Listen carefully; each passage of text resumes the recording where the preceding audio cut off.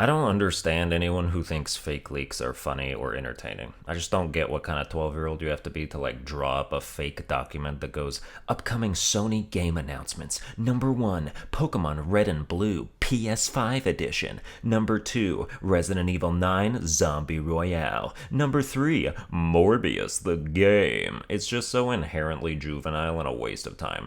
If I'm gonna look at leaks, I want to see actual leaks. Granted, I've never trusted a single one of them under any circumstances, but at least if it's not an obvious joke, I can be like, oh, what if that's real? That would be cool.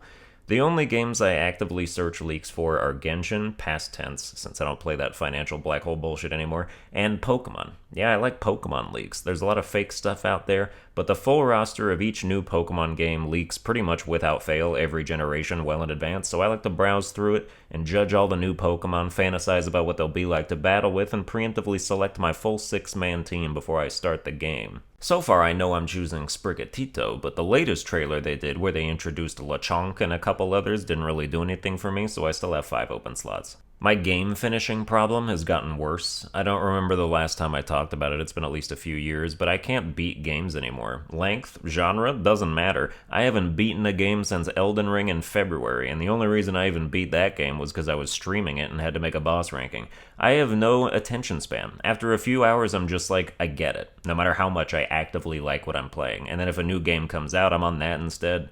Now you might be like, oh, you only barely beat Elden Ring? Well, that's like a 60-hour game, hardly shocking to anyone. Bruh, I almost didn't beat the Bugsnax DLC, and that shit's like an hour. I played it for 20 minutes, got stuck on a puzzle I could have looked up and just quit and didn't come back for a week until I felt like I should make my Bugsnax DLC taste ranking video. I have so many things I need to finish that just pile up the more games I play, because a lot of the time when I'm bored I want to play something new, so I'll go on Steam and drop $15 on something random, play it for half an hour and refund it, and then act like that shit was productive.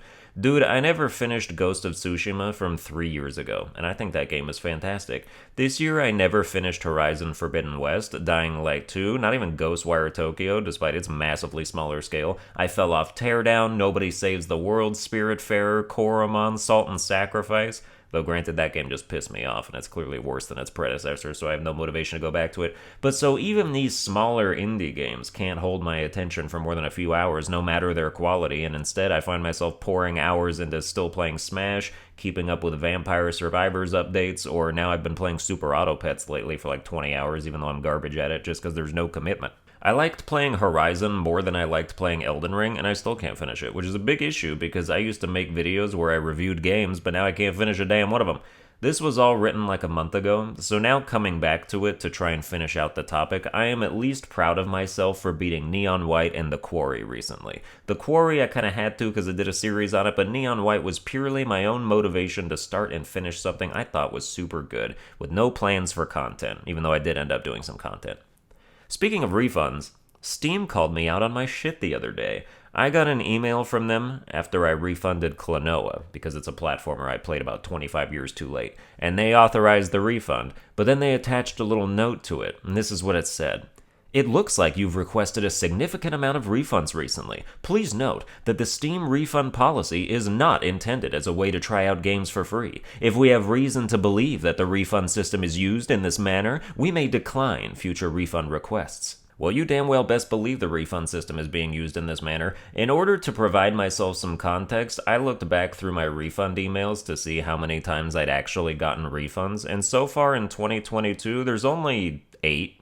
There were 8 last year as well. But let me tell you something.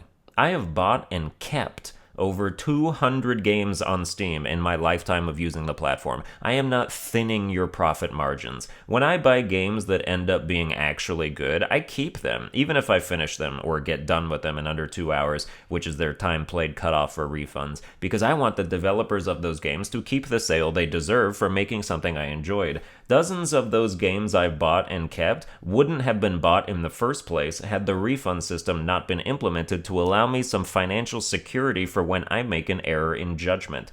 For all the money you think you're losing to my refunds, think of the money you've gained from my reinforced willingness to take chances. It is quite simply in your best interest to continue allowing people like me to cushion their risk with some purchases and more than repay it down the line. I have absolutely no shame in rectifying $40, sometimes $60 mistakes. Of course I'm going to take those opportunities when they present themselves. I could use those funds to buy the next God of War or Starfield or breakout hit indie game, or I don't know, feed myself for a week. I'm not out here trying to speedrun good games and then screw developers who entertained me out of a sale. I'm here to repossess my wasted money so that it can be money well spent later, and the devs of games I don't enjoy should never have had my sale in the first place. A resurgence of demos as a staple of the gaming industry would also fix that problem, so I could actually try games out for free in an endorsed way instead of having to scuff a workaround for a lack of a necessary feature. In any case, I will continue to request refunds when I deem it necessary, and if they cut me off, I just simply won't buy as many games from them.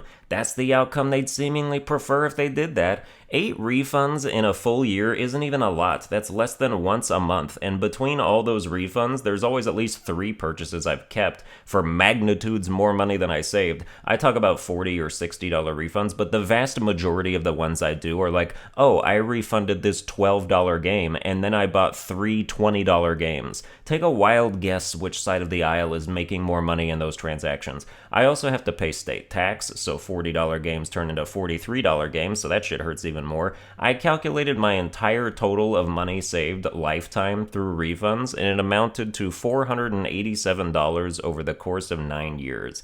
Guess how much I spent? Yeah, at least 10 times that. I think they'll be fine. I get that they seemingly have no way of differentiating me from someone who does game the system to be an asshole, but even those people are still spending way more than they're saving, because the vast majority of good games take more than 2 hours to beat, which prevents refunds in the first place. And I imagine those people aren't exclusively buying snack games they don't give a shit about. The refund system as is could be used the way I'm using it as official widespread policy, and it would still not have a negative impact on Steam or any developer who makes even halfway decent games. In fact, it would arguably be more positive, with people more willing to spend that initial money to take a chance on games they subsequently like and keep. Easy. Well, that's going to do it for this episode. I hope you enjoyed it. If you did, you can like, share, and subscribe. Follow me on Twitter at Sunburned Albino. Watch all my videos in under 2 hours, and I'll see you guys next time.